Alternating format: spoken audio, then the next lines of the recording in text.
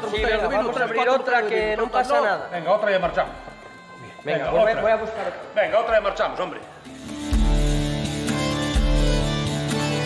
Esto no es... Tres averase a los problemas que xenera el llobu nos picos d'Europa en Salvajes, Il Mulín, el llargometraxe nuevo d'Ales Galán, rodao na zona cunqueira de Degaña y un documental centrao na llucha de los vecinos de Trabau para recuperar un molín, símbolo colectivo de la comunidad rural. Con siglos de antigüedad.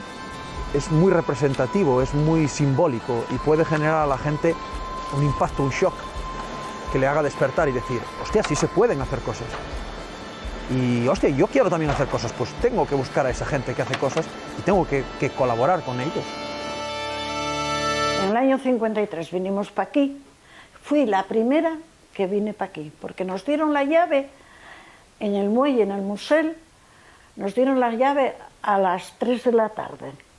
Al través del testimonio de ellos de los habitantes, Manuel García Postigo recupera en Interland la memoria de tres barriaes obreres xixoneses, La Camocha, Santa Bárbara y Portuarios, lugares que medraron a lo largo del siglo XX para dar agospiu a la masa de trabajadores industriales en crecimiento de la ciudad. Y, por ejemplo, estas casas últimas no estaban hechas, había mucho por hacer todavía, no había carretera, no había teléfonos prácticamente, no había alumbrado en la calle general.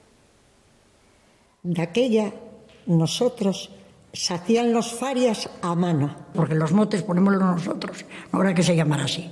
Éramos como un mundo un poquitín aparte.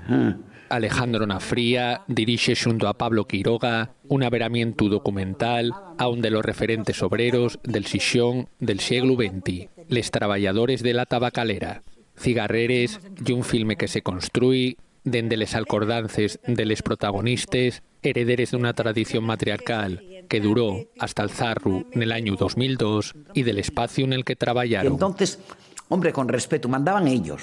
Tú a trabajar y a callar.